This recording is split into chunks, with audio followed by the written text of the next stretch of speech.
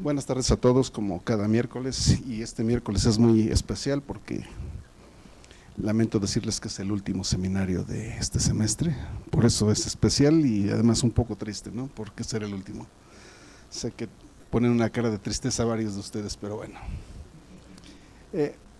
Hoy corresponde a Juan Pablo platicarnos algo de lo que él hace, que ahí está en su slide que tiene ahí, dosis de radiación en estudios de rayos X y el papel del físico médico en su monitoreo y optimización. Brevemente, Juan Pablo es un físico por la Universidad de Guadalajara, actualmente estudia el posgrado en Ciencias Físico-Matemáticas aquí en la escuela, cuenta con experiencia de 6 años en el área de control de calidad de sistemas de imagen para diagnóstico médico con rayos X y evaluación de la calidad de imagen en estudios de radiología. Es físico médico y gerente general de la empresa RadExperts, enfocada en soluciones y consultoría en física médica. Es asesor especializado en seguridad radiológica para establecimientos que hacen diagnóstico médico con rayos X, avalado por la COFEPRIS y otras tantas cosas más. Bueno, pues Juan Pablo, pues aquí estamos. No sé si obligado o no, pero pues aquí estamos y eso es bueno. y pues adelante, Juan, platícanos tu historia.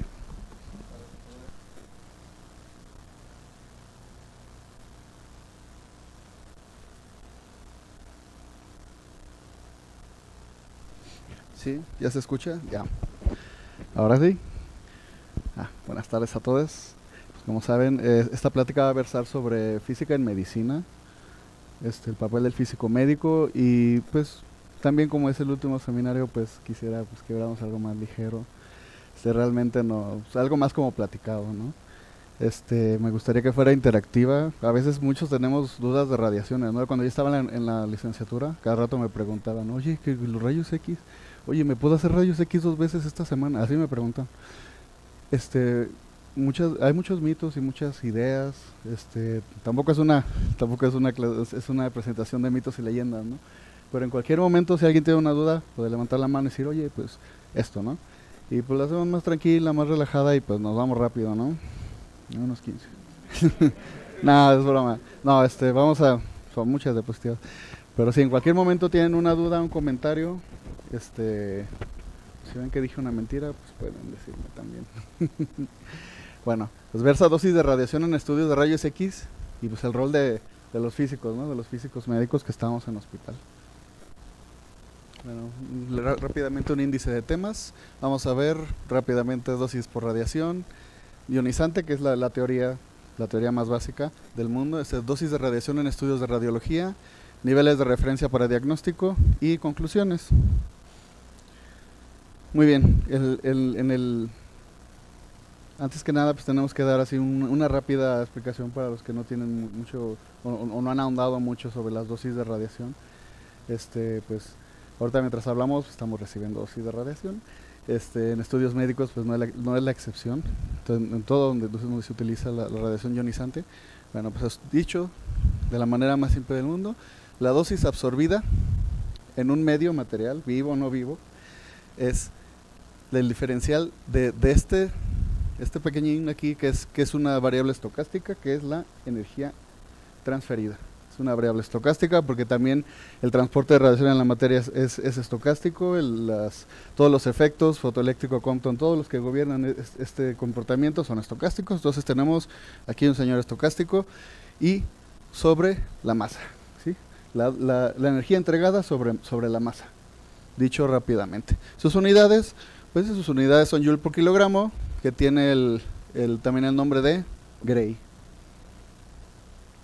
Muy bien, aquí rápidamente les ejemplifico en esta figura. Es un ejemplo muy de juguete de un haz de fotones, bueno, 3 fotones atravesando la materia. Los fotones son radiación indirectamente ionizante, como recordaron en sus cursos de Moderna. Entonces los fotones necesitan liberar electrones para poder transferir la energía al medio. Es un paso totalmente necesario. Los electrones, pues, ellos son directamente ionizantes, por lo mismo que ellos depositan su energía libremente.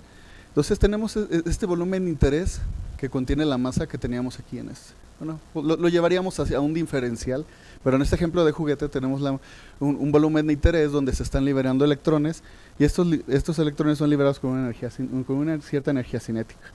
Como sabemos, hay dos procesos que pueden suceder. Es una radiación de Bremsstrahlung, que son fotones, que estamos intercambiando un momento por fotones, pero eso no nos interesa porque eso se nos va a salir del volumen. Lo que nos interesa son estos pequeños caminos negros que les muestro, que es el camino del electrón dentro del medio donde va a transferir su energía. Entonces, esa es la dosis.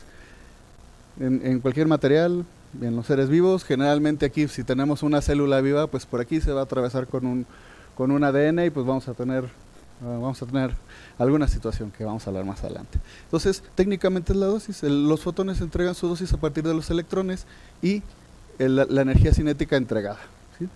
Muy bien.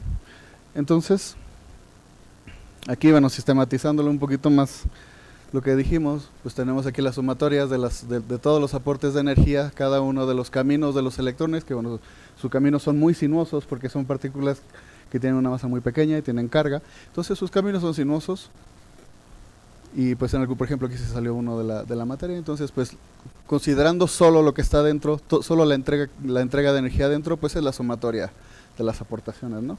Y aquí tenemos nuestra dosis absorbida, ¿sí? Es el término más general, pues es como el pan de la física de radiaciones y la radiobiología. Entonces, bueno, esta es la dosis. Pero bueno, como les decía, la dosis está determinada para todo tipo de materia. Una barra de plomo, madera, el tejido humano. Es un concepto general, pero cuando inciden en un organismo vivo, un organismo biológico, ¿cómo podemos estimar el daño? Porque va a haber un daño, puede haber un daño, esa es la verdad. Entonces, ¿cómo le hacemos? ¿Cómo podemos determinarlo? Bueno, pues se crearon estos dos conceptos, que es la dosis equivalente y la dosis efectiva.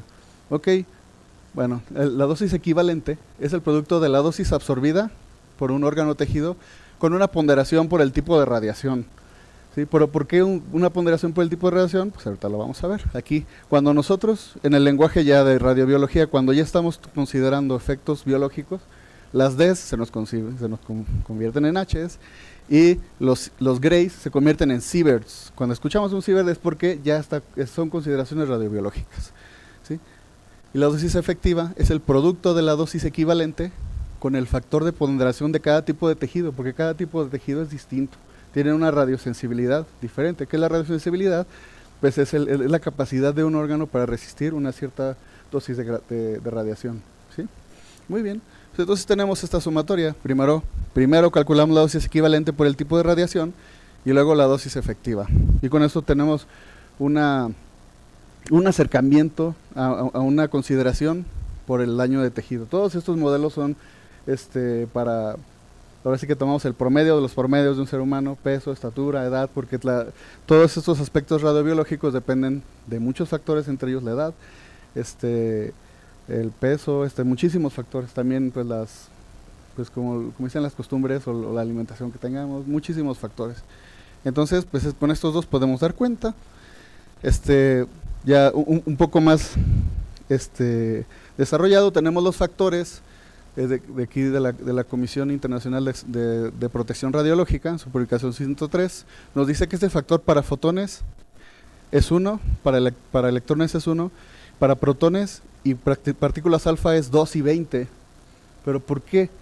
Pues claramente los protones y las partículas alfa son partículas que tienen mucha masa, mucha carga y entregan más energía en el camino, ¿sí? No es lo mismo un electrón que puede tener cierta cantidad de interacciones que una partícula que es más pesada, tiene muchas más interacciones, y más un ion pesado que puede tener una carga mayor, ¿sí? Entonces, por eso estos factores son 2 y 20.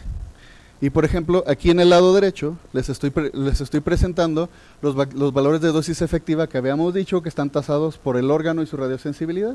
Muy bien, pues ¿qué tenemos? Tenemos factores que van desde punto 1 hasta punto 12, como ya sabrán ahí.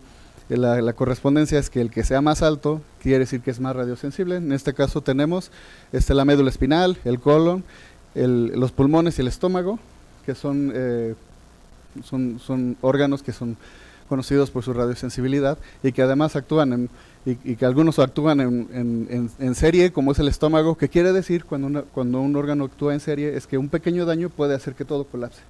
Y un órgano en paralelo puede recibir un cierto daño en una de sus partes, pero no va a hacer que colapse. Con este caso, pues ustedes me podrán decir, pues el hígado, ¿no? Pues vamos a ver el hígado, ¿dónde está? Bueno, no lo ponen, uy, por Dios. Bueno, el hígado es muy poco radiosensible, entonces pues es menor el factor. Entonces, por ejemplo, la piel, las glándulas salivales, el cerebro, la superficie de los huesos, pues son muy radioresistentes. Entonces, pues con estos factores nosotros podemos dar cuenta. ¿Y qué va a pasar? Pues los vamos a sumar. Como ven, es una sumatoria. Por ejemplo, a mí me hice una de radiación, pues voy a ver cuáles son los órganos por los que pasó. Es una aproximación, no es algo exacto, pero sí nos da una idea sobre la radiosensibilidad. Entonces sumamos cada uno de ellos. Si se fijan, aquí viene la suma de cada uno de los órganos de mayor interés, pues al final da uno. ¿Sí? Entonces, pues esa es la forma en la que nosotros podemos ver cuál es el efecto biológicamente, aunque es un modelo un poco pues numérico, es rápido para tener una idea rápida. Realmente ahora en estos tiempos ya con sistemas de computación súper avanzados hacen pues ya cálculos como por ejemplo en radioterapia, donde puedo saber en un volumen cuál es la distribución de dosis, pero como no, radioterapia no es nuestro tema, pues nomás información que cura. Entonces, ¿qué sucede una vez que tenemos una dosis de radiación y tenemos una ponderación? Pues también podemos pensar en los efectos, ¿no? Entonces, se consideran dos tipos de efectos, que son deterministas y estocásticos. Dependen de la cantidad de dosis recibida. Los deterministas pues suceden a valores de una dosis umbral, o sea, es una dosis umbral que si la recibiste va a suceder algo, tienes la certeza de que va a suceder, es tanta la radiación que va a suceder algo, ¿sí? Se deben a la muerte de una gran cantidad de células, o el daño de una gran cantidad de células que no puede reponerse. Tu sistema inmunológico no puede, la célula en sus procesos no puede, el ADN no puede, entonces pues es una reacción en cadena. Sobre todo si entra, como les digo, en un órgano que está en serie, pues aún peor. ¿Sí? Y se presenta a corto plazo. Como todos conocemos el síndrome de radiación aguda, lo hemos escuchado. Entonces se presenta a corto plazo. Los estocásticos son silenciosos, son un poco más misteriosos porque no existe un umbral. Pueden suceder desde dosis muy bajas. Puede incluso una célula dañarse, puede el ADN de una célula dañarse, no haber una reparación correcta y ya tenemos ahí una célula extraña que se transformó.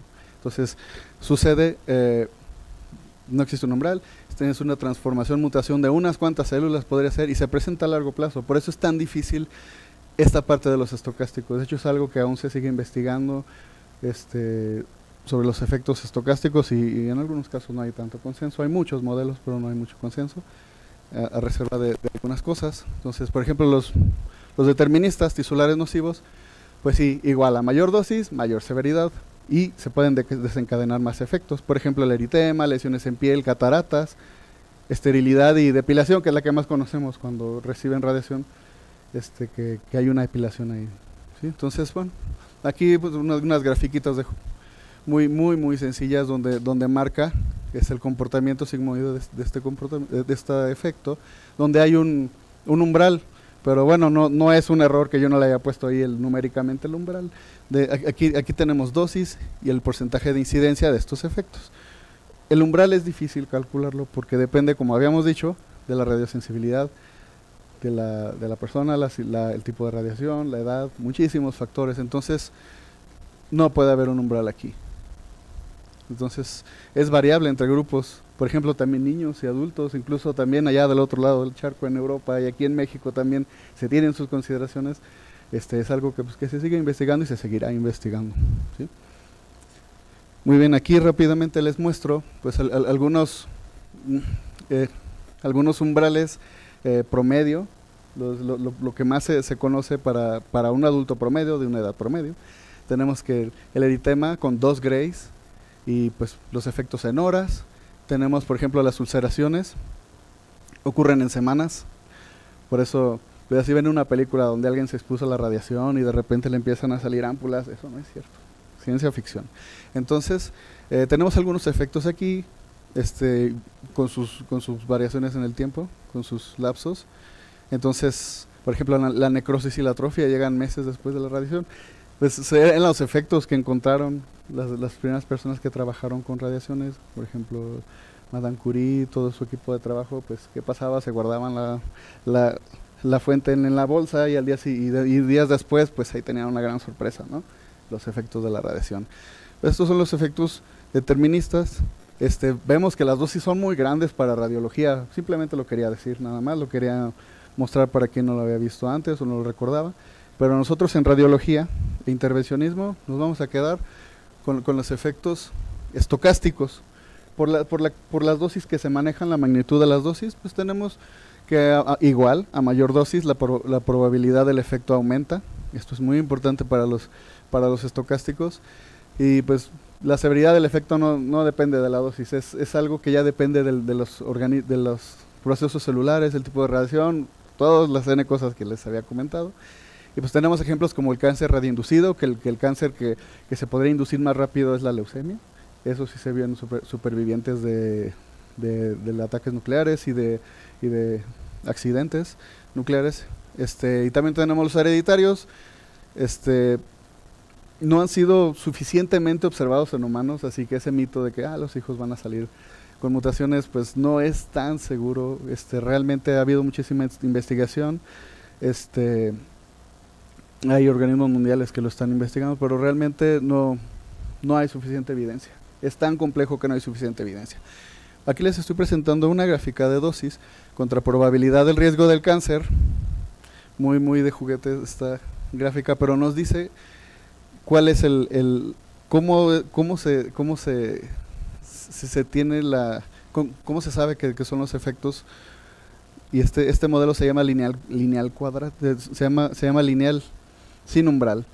Aquí tenemos que a partir de un cierto umbral, que también no se tiene mucho consenso, pues es lineal, ¿no? La probabilidad de un efecto estocástico en un tiempo indefinido, pues es lineal con la dosis. Aquí, estas partes que ven aquí, pues simplemente marca la falta de consenso que se tiene, y aparte, pues los hallazgos que se tienen. Todos estos son investigaciones separadas de varias personas, pero no llegan a un consenso de qué pasa a bajas dosis. A bajas dosis es algo que pues no es fácil ni siquiera dar una idea de qué puede suceder.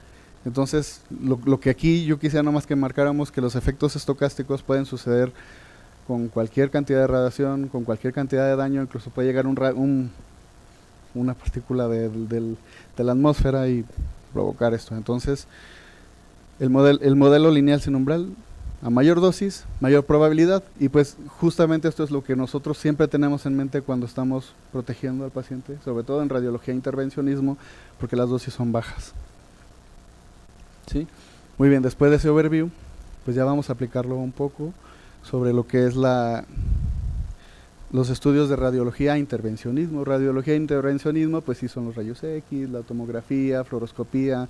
Intervencionismo son esos procedimientos donde te ponen un catéter, donde te hacen una exploración cardíaca, estudios gástricos también, mastografía, y pues también los dentales son parte de la radiología e intervencionismo.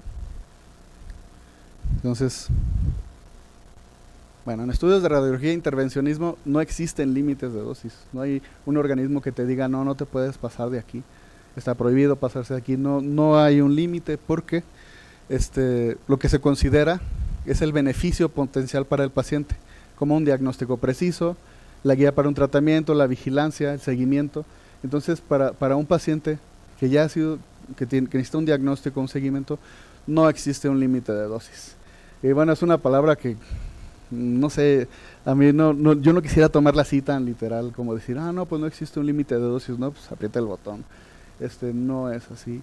Yo siento que está bien la filosofía de que no hay un límite por el diagnóstico, para sobre todo enmarcar el diagnóstico preciso y todos los beneficios que tiene asociado a la exposición de la radiación.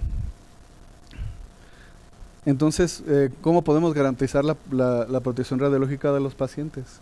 Entonces, pues reside en la aplicación de los principios justificación y optimización. Entonces, así al ladito del principio de que no existen límites no hay umbrales para el diagnóstico, también necesitamos que haya una justificación y una optimización para poder proteger al paciente, para tener mejores prácticas y para que los estudios sean de calidad.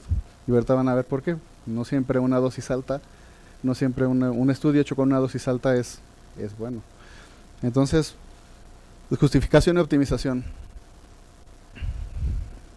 Bueno, voy a tomar poquita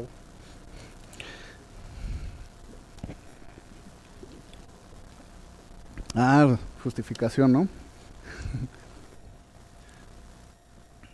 Bueno, la justificación nos permite determinar si una exposición médica será realizada o no. Este principio de justificación pues está en todos los niveles dentro de un área de radiología.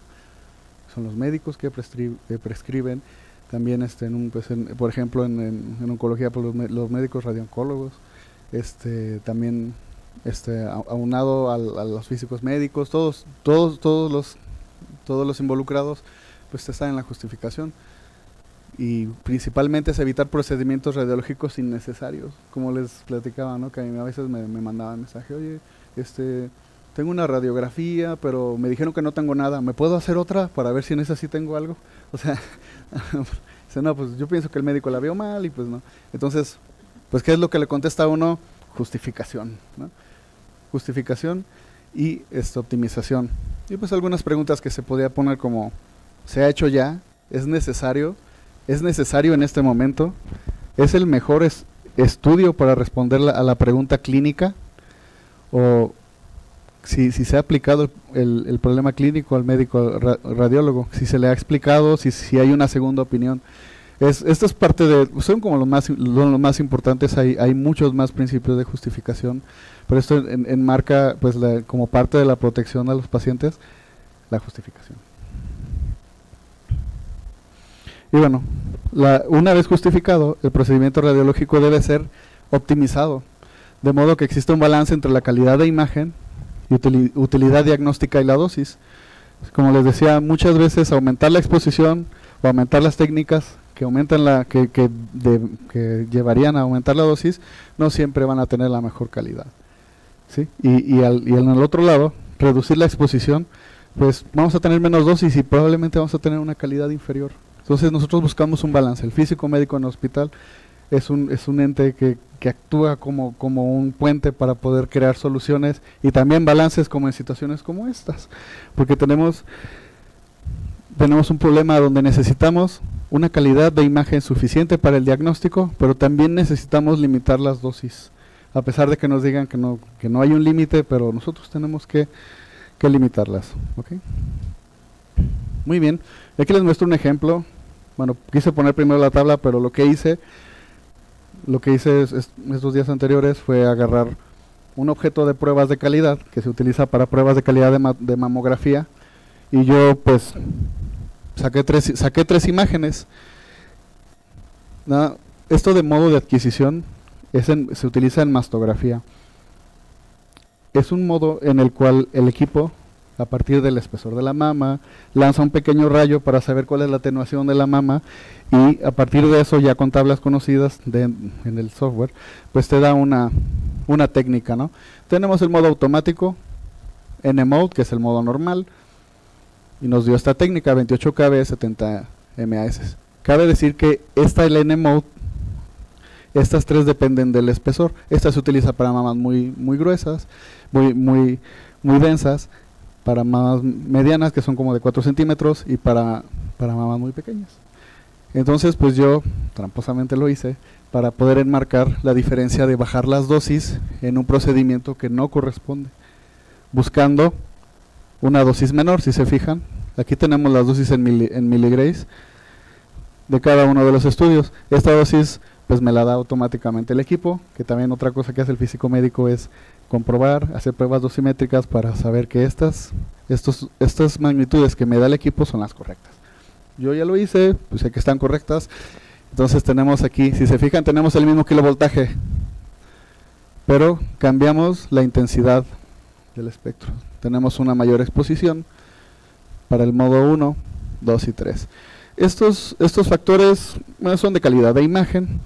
Este es el coeficiente contraste-ruido, y este es el coeficiente señal-ruido y coeficiente contraste-ruido. Bueno, no vamos a hablar mucho de ellos, pero la única cosa que debemos saber es que entre más grandes sean, mayor es la calidad, ¿sí? Pero también hay un umbral. Para el coeficiente contraste me dice que tiene que ser mayor a 2. Entonces de entrada estamos viendo que aquí ya numéricamente en mi control de calidad, esta imagen, pues no, ¿verdad? Vamos a ver la imagen, vamos a ver las 3 imágenes. Este es el objeto de pruebas, es un objeto del Colegio Americano de Radiología, y aquí podemos ver, para el control de calidad en mama, nosotros tenemos estructuras que simulan, estructuras que sirven en el diagnóstico para las mamas, que estas son microcalcificaciones, estas son masas, y estas son como fibras, microfibras. Entonces, con esto yo puedo saber la calidad. ¿Qué me dice el colegio del ACR que tengo que ver? Tengo que ver bien, por lo menos 3 de ellas. Entonces, pues aquí se cumple. Estas me ayudan mucho a ver la resolución. Pasa. Si se fijan, esta se ve un poquito mejor. Tenemos un poquito más de contraste, como me dice mi coeficiente contraste-ruido. Pasa también. Bueno, los dos tienen buena calidad de imagen, pero bueno, aquí tenemos una cuota, ¿no? Y de este lado, la que tiene menor calidad de imagen, pues creo que podemos ver la diferencia. Todas fueron ventaneadas, todas utilizaron la misma ventana y el mismo brillo, mismo contraste y mismo brillo. Entonces, pues aquí de entrada no podemos ver las masas, las microcalcificaciones se quedaron en 2, y en esta pues no pasa. Esta no se ve completa, entonces esta imagen no está. Esta imagen, a pesar de que le bajamos la dosis, aquí podemos ver que no tiene la calidad suficiente. Entonces, pues aquí comprobamos con este ejemplito de que la calidad no siempre viene con dosis bajas. Entonces, pues el principio de optimización nos habla, tenemos que tener primero hacer una investigación sobre ello. O sea, no son maniquís, ¿no? Que yo puedo subir y bajarle y ver cuánto, ¿no? Tenemos que realizar un estudio para saberlo. Y ahorita vamos a hablar de eso. Muy bien. ¿Cuál es el papel del físico médico en el proceso de optimización y justificación? Bueno, este es un extracto de este documento internacional del Organismo Internacional de Energía Atómica. Pues dice esta pequeña frase, para que dice que es necesaria la participación del físico médico, que es un profesional de la salud que ha recibido enseñanza y capacitación los conceptos y técnicas de la física médica en medicina. Aplica para todas. Realmente en radiología no hay muchos físicos médicos. O sea, creo que son como 3 o 4 en México, que en un departamento de radiología hay un físico médico. Entonces, bueno, a diferencia de radioterapia y de medicina nuclear, que ellos sí desde ya es por ley que tiene que haber, y es por normativa que tiene que haber un físico médico para estas dos técnicas. En el mundo pues es muy distinto, porque ahí sí hay físicos médicos en radiodiagnóstico. Entonces, bueno, esa es la parte del físico médico. Muy bien, pero entonces un físico médico ahí en radiología, rodeado de radiólogos, de médicos, de enfermeras, camilleros, pero ¿qué puede hacer él, no? O sea, ¿qué puede hacer para cumplir esa optimización, ese concepto de optimización? La justificación también es por un parte de los médicos, pero también el físico médico tiene su parte en la vigilancia, porque bueno, en todos los hospitales hay un sistema que se le llama PACS, que es donde se guardan todas las imágenes, todos los procedimientos y cada una de las imágenes tiene un récord de todos los parámetros que se tienen que saber. Entonces, pues eso me habla mucho de que tengo que hacer una monitorización, ¿no? Entonces, ¿cuáles son las herramientas que nos pueden ayudar en hospital? Pues aquí tenemos físicos médicos. Por ejemplo, este es un maniquí de tomografía, imita lo que es un torso, o puede también imitar lo que es una cabeza. Tenemos un maniquí más antropomórfico para hacer una dosimetría más detallada. Y bueno, pues esta es una unidad de adquisición de tomografía. Muy bien. Entonces, pues ¿cómo podemos realizar esa vigilancia nosotros? Lo podemos utilizar con un concepto y una metodología que se llaman niveles de referencia para el diagnóstico. ¿Sí? Bueno, la justificación muy creciente que hubo para la creación de este concepto, pues viene desde los 90s, y porque cada vez hay más estudios en el mundo, cada vez se hacen más estudios de rayos X. Por ejemplo, Ansier nos dijo en el 2022 que se hicieron 4.200 millones de exámenes radiológicos en el mundo. Es una estimación, yo creo que sean más. Y pues esto aporta sobre todo algo que se le llama dosis colectiva de la radiación. ¿Sí? Tenemos todos los aportes a la dosis de radiación en las personas, como son la cósmica, el suelo, la comida, también la comida que ingerimos. Pues hay modelos que hacen te dan un porcentaje de cuál es el aporte en la dosis, el radón que está en el subsuelo y médico. Este pedacito del pastel está creciendo cada vez más, sí, sobre todo por la población y la demanda. Sí, entonces, pues una de las justificaciones y motivaciones es que pues se tiene que, más allá de los principios de optimización, también es bajar las dosis y bajar esta aportación a la dosis colectiva. Bueno, entonces sabemos cuál es la dosis de radiación que reciben los pacientes realmente en los estudios más comunes. Por ejemplo, pues en cada técnica hay estudios que son los más utilizados. Por ejemplo, en CT es la tomografía de cabeza.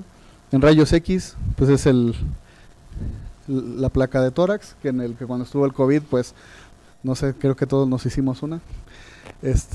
Son los más utilizados. Entonces tenemos que hacer un estudio estadístico para saber cuáles son las dosis, y esos son los DRLs. ¿Sí?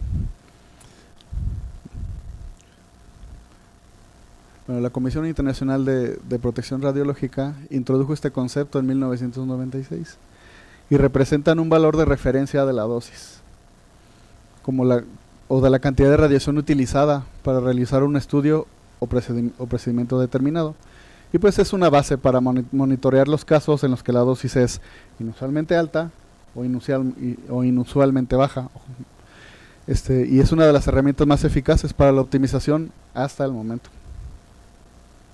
En esta publicación, ICRP 135, que es la más actualizada, está desde el 2017, donde viene toda la metodología y pues todos los conceptos detrás de esta implementación. Muy bien. En sí, bueno, suena como una herramienta para limitar la dosis, pero realmente no es un límite de dosis. Realmente no es que vamos a hacer un estudio gigantesco estadístico en un hospital, en una región, para saber cuáles son las dosis promedio y vamos a limitarlo, ¿no? Realmente es una herramienta para marcar una pauta entre la buena práctica y también para ver cuáles son los casos en los que se puede estar llevando más estudios de lo normal y poder pues aplicar la justificación. ¿Sí? Entonces, bueno, se establece para todas las tecnologías de imagen que utilicen radiaciones y también para diferentes grupos de pacientes, porque no es lo mismo las dosis en niños, la dosis en adultos. Entonces pues también hay que hacer ahí, pensar muy bien cuál va a ser nuestro grupo, dependiendo de cómo son las dosis en cada grupo, ¿no? Entonces lo tenemos en todo, hay en tomografía, en rayos X, en mastografía, en fluoroscopía, este es un arco en C, y también en radiografía dental. Muy bien, pero ¿dónde los vamos a aplicar? ¿Con qué alcance los vamos a aplicar? ¿O con qué alcance los podemos aplicar? Bueno, nos dice que los DRLs pueden ser valores típicos. Por ejemplo, yo en un hospital tengo suficientes equipos como para hacer un estudio y puedo hacer los valores típicos nomás en ese hospital, y pues aquí nos dicen los guidelines cómo debe ser. En un aspecto local, pues ya me salí de ese hospital y junté más equipos, por lo menos, aquí dice que por lo menos 10, de 10 a 20 equipos en un área local, en una región, pues serían los locales. Podría ser ahorita en la Ciudad de México, Estado de México, agarrar algún estado por ahí. Podría hacer ese esfuerzo, irlo expandiendo aquí para lo local. Y bueno, pues si todos nos ponemos de acuerdo y todos estamos con la misma idea, pues podemos hacer los nacionales. Que bueno, en México es todo un reto, porque México es gigantesco. Es un país muy grande que tiene muchísimos estados, pero si tomamos una muestra, ahí es donde entra el físico médico, que tiene que pensar cuál es el físico, bueno, también como físico, tiene que pensar cómo va a ser la muestra, cuál va a ser los parámetros de la muestra, dependiendo de la naturaleza de la deposición de la dosis, el estudio. Entonces, se pueden hacer nacionales, y ya cuando entre dos naciones vecinas dicen, yo ya tengo mis nacionales, yo también, pues vamos a juntarlos, ¿no? Hacemos unos DRLs regionales, que eso pues es lo que quieren, ¿no? Que todo el mundo esté bajo la misma sintonía, y pues bajo la misma metodología sobre todo, porque si queremos intercompararnos o juntarnos, pues tenemos que utilizar la misma metodología o una metodología muy comparable o que sea fácil de hacer estadística entre ellos. ¿Sí? Muy bien, aquí estoy dando un ejemplo del proceso para determinar los niveles de referencia diagnóstica en mamografía, que bueno, en este caso es una de las partes de mi proyecto de tesis. Entonces aquí, pues el paso número 1 es, ustedes me dirían, sí, pues es el más lógico, hacer el control de calidad. Yo voy a llegar al equipo, me voy a asegurar que tiene una calidad de imagen muy aceptable con base en los estándares, que el tubo de rayos X se desempeña adecuadamente, y no solo eso, también voy a hacer la caracterización de cuánto es la exposición y la dosis que me está dando este tubo, porque a pesar de que todos puede tener el mismo ánodo y filtro, pues pueden tener diferentes rendimientos. Entonces después del control de calidad, voy a hacer una dosimetría. Entonces voy a caracterizar bien cómo entrega, qué cantidad de dosis entrega mi equipo. Y bueno, ya. Ahí es donde yo termino mi primera parte y espero. Dejo en paz el masto, dejo que lleguen pacientes. Generalmente son 2 o 3 meses porque se tienen que juntar una cantidad. Realmente dicen que a partir de 50, o sea, con 50 por cada grupo que yo haga, puedo ya empezar a hacer mis niveles de diagnóstico, pero bueno, en mi caso yo dejé 2 meses. O sea, dejo que se atiendan los pacientes durante 2 meses, que se junten muchos, y bueno, hago la recolección de datos. Esta es la parte en la que yo voy a mi sistema, el PACS que les dije, que se llama PACS, y de cada uno de esos pacientes que yo quiero para mi muestra, voy a ver todas las técnicas que se usaron y todos los parámetros anatómicos que necesito. Ahorita vamos a ver cuáles son. Y ya que los tengo, hago mi estadística de datos. Ya con la dosimetría que hice y con los protocolos para poder pasar algo que mido con un sensor a la dosis que se estima en un órgano, pues puedo determinar la dosis de cada paciente y ya tengo la estadística y ya puedo decir que tengo mis niveles de referencia para ese equipo, por eso solo un equipo. Como habíamos visto, bueno, si nomás tengo un equipo en el hospital y yo quiero hacer los valores típicos, pues con ese me basta, ¿no? O sea, puedo saber en mi hospital, en mi pequeño lugar, cuál es el nivel de referencia, pero si yo quiero utilizar 10 mastos o 20 y los quiero extender a una región, pues sí, este es el paso para 1. Voy a ir a otro hospital en la región y voy a hacer otra vez lo mismo, y al final todos los datos se juntan y se hace la estadística. Entonces ya podríamos decir que tenemos nuestros niveles de referencia. Bueno, y aquí viene el ejemplo de lo que yo hice en la primera parte de mi tesis, que es determinar valores típicos en un hospital de tercer nivel en la Ciudad de México. Es un hospital que está en el sur. Se realizaron pruebas para determinar los valores típicos, se establecieron los grupos de interés. Aquí es donde viene lo interesante. En masto es relativamente fácil, porque pues realmente el físico médico se pregunta, ¿de qué depende la dosis glandular promedio para un estudio de mastografía? Ok, entre mayor sea el espesor de la mama, pues también va a incrementarse la dosis. Entonces ese es uno de mis grupos. Aquí los estoy separando de centímetro en centímetro, de 20 hasta 90. Estos son mis 4 grupos, a estos 4 les voy a calcular los promedios. entonces voy a tener un valor de dosis para cada uno de ellos. Luego dices también, depende de la edad porque la glandularidad cambia. Entonces tengo que hacer mi grupo de edad, de 40 a 64 años. Y mínimo 100 pacientes por grupo, pero realmente yo tomé muchísimos. Entonces estos son los dos equipos que se utilizaron, son equipos digitales. Y pues se verificó que estaban en muy buenas condiciones operativas, entonces pues realizamos las mediciones. Y bueno, esta es en la parte de recolección de datos. Por ejemplo, para recabar los datos necesito, pues como les dije, la edad, el espesor de mama, las técnicas con las que se utilizaron, el tipo de proyección, porque en una mastografía de tamizaje son 4 proyecciones, 2 en cada mama. Entonces, pues voy a separar por tipo de proyección y por lateralidad, izquierda o derecha. Muy bien, este es un ejemplo de una imagen de las que bajé. Y pues en cada archivo de imagen está un encabezado que se le llama. Aquí estoy mostrando una parte de ese encabezado, que es donde se muestran los parámetros importantes o relevantes del equipo y del estudio. Por ejemplo, aquí está el kilovoltaje. Estamos viendo aquí la exposición, que fueron 249 MAS. Estamos viendo el tipo de filtro, estamos viendo las características del detector, el tamaño de píxel, que es de 70 micras, y bueno, más parámetros que a mí me sirven para poder calcular la dosis, pasar de una medida dosimétrica a una dosis.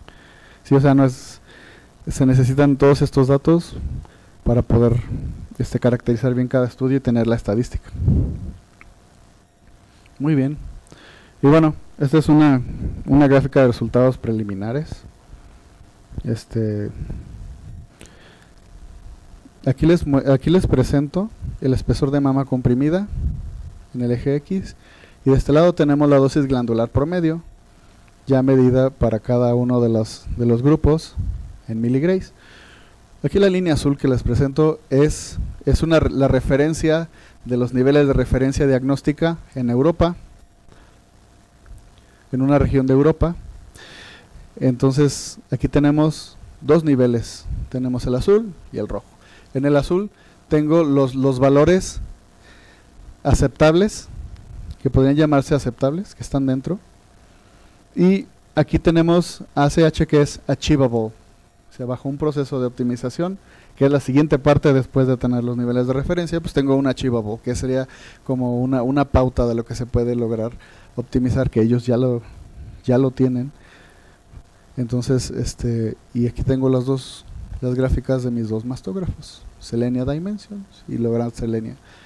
Aquí normalmente cuando se publica un DRL, pues toman, como les había dicho, el promedio, una cantidad muy promedio, que en este caso sería pues el espesor más común, está entre 45 y 55.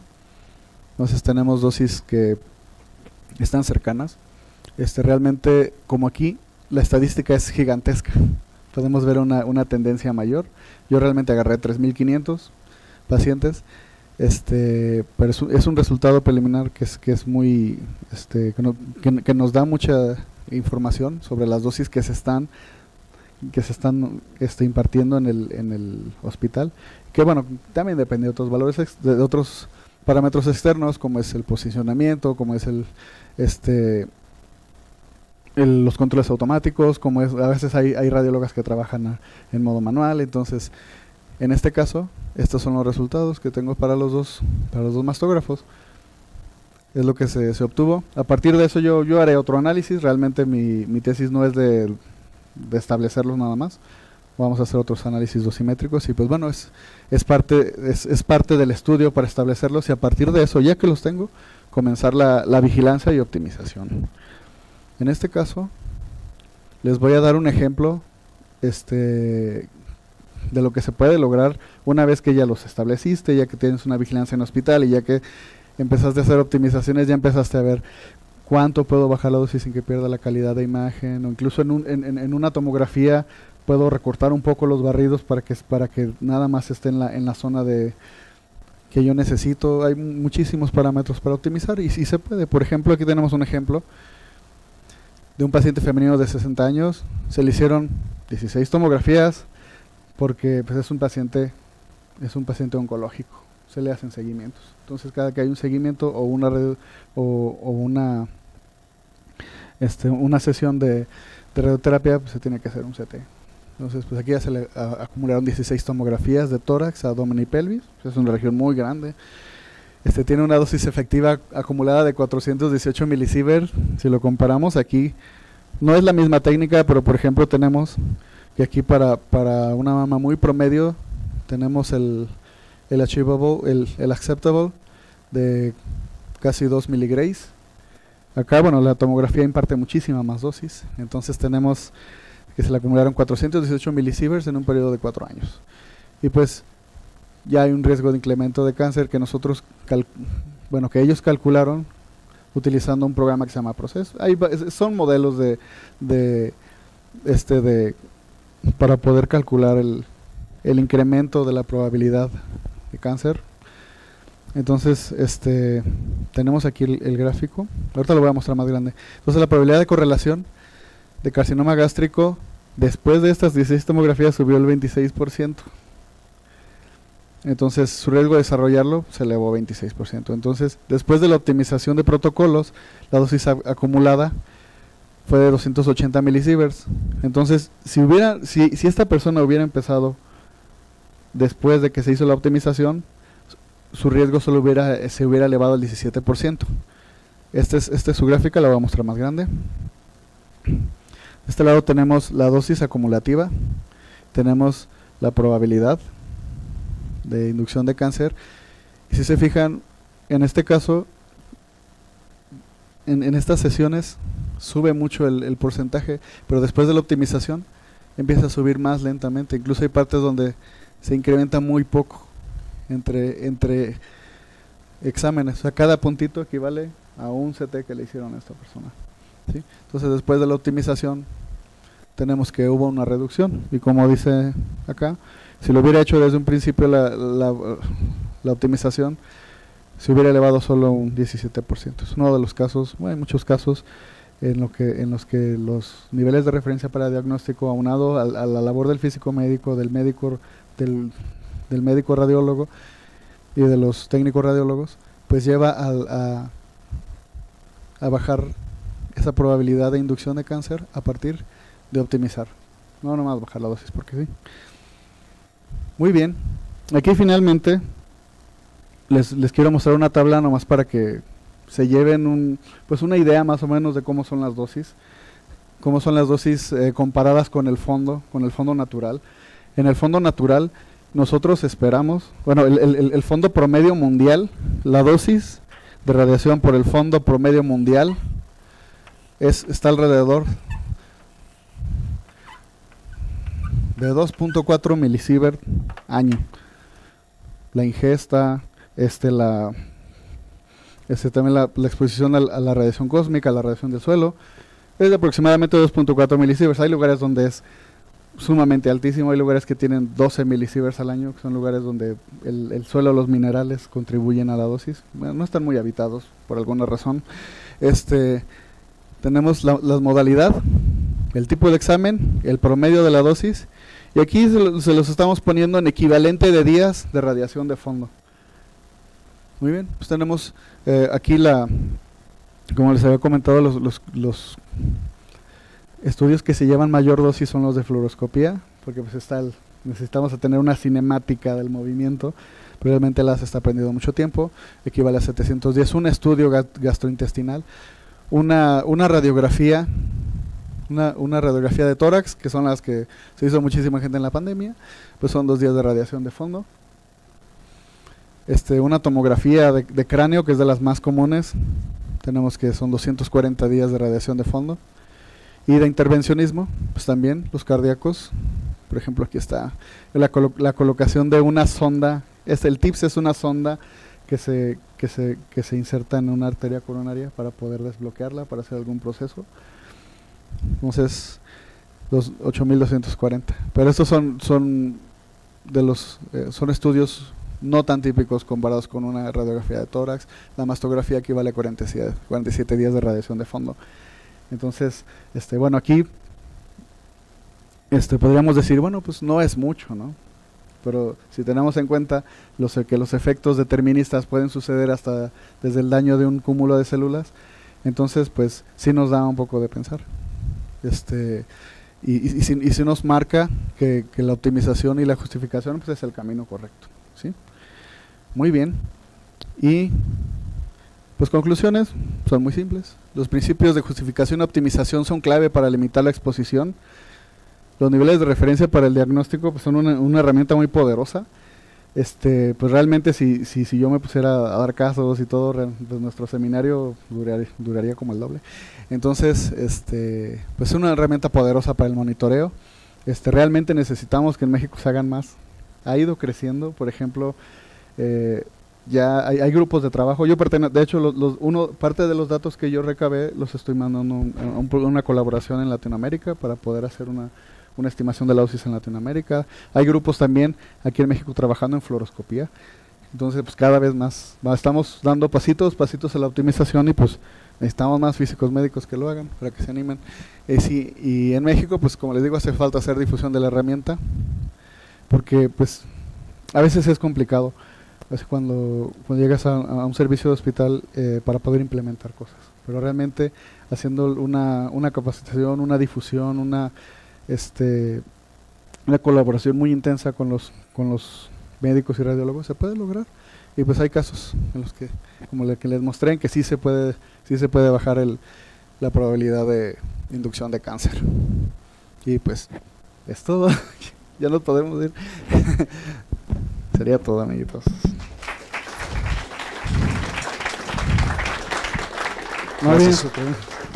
Gracias, Juan Pablo. Gracias. Preguntas. La mano más rápida. ¿Cómo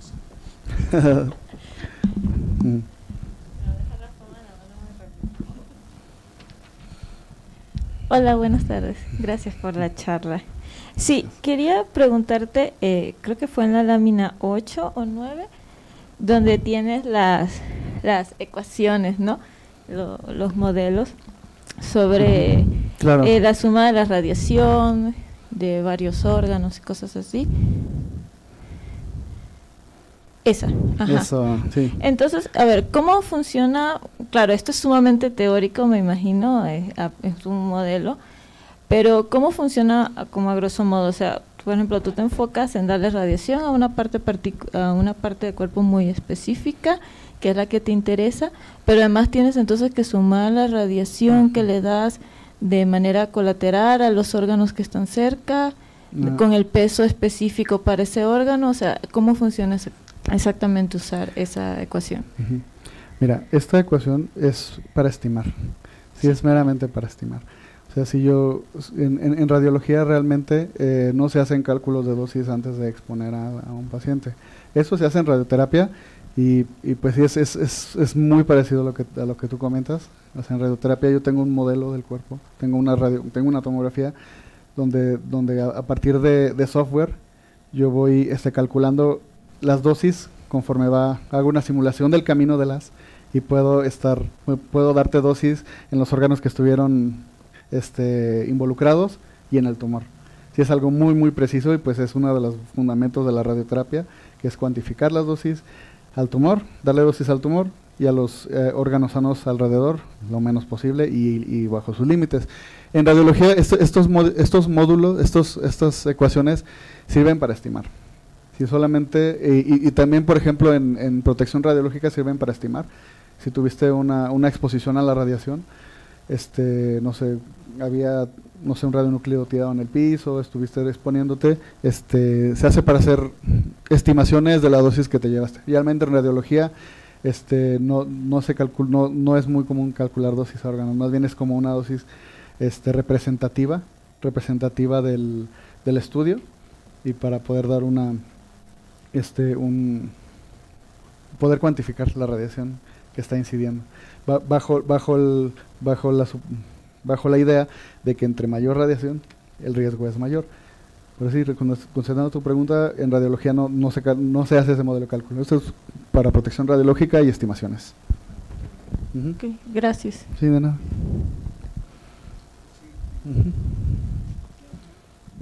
Creo que no.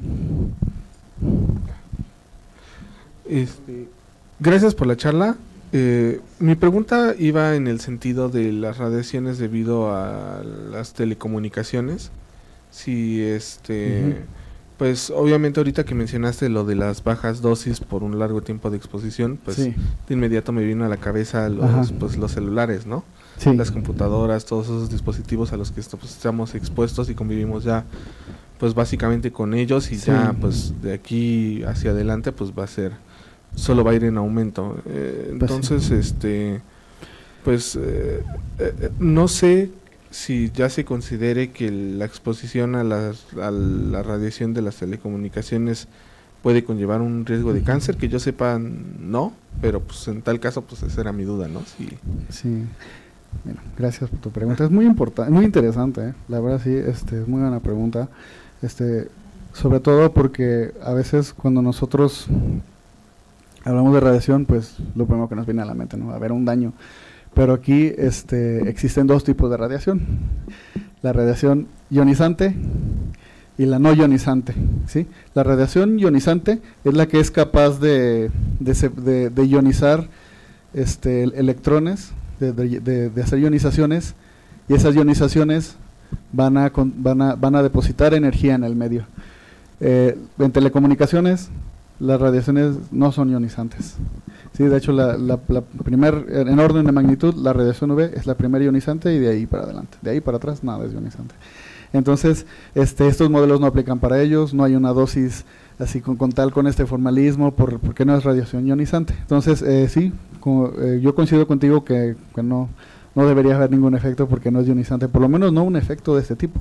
No un efecto estocástico, no un efecto determinista, y tampoco podemos sacar dosis equivalentes porque el transporte de la radiación es muy distinto y pues no es capaz de dañar a tu ADN, que sería una de las primeras líneas de acción del daño por radiación.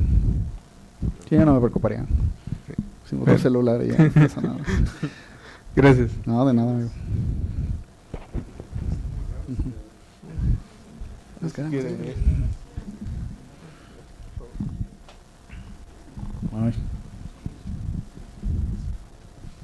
¿Qué tal? Buenas tardes. Mi pregunta es más que nada si ha habido un seguimiento en este otro tipo de exposiciones que se ha hecho más en cara al público, sobre, por ejemplo, el blancamiento dental, que muchas veces se usa luz ultravioleta, o también el secado de las uñas, bueno, el endurecimiento. ¿Ha habido algún seguimiento en del daño que se puede causar? Ese tipo, tendríamos que saber, por ejemplo, si los rayos que estás incidiendo en tus uñas, todos son realmente ionizantes, porque también hay una parte del UV que no es ionizante. Nosotros en esta área de medicina, o sea, realmente no sabe decirte si se está estudiando. Yo pienso que tendría que haber algún grupo haciéndolo, pero realmente es muy, muy, muy baja la probabilidad de que haya un daño, porque esos rayos UV generalmente están en el espectro más abajo de la energía. O sea, no todos los rayos UV causan daño y no son ionizantes. Sí, la respuesta es sorry, pero no sé.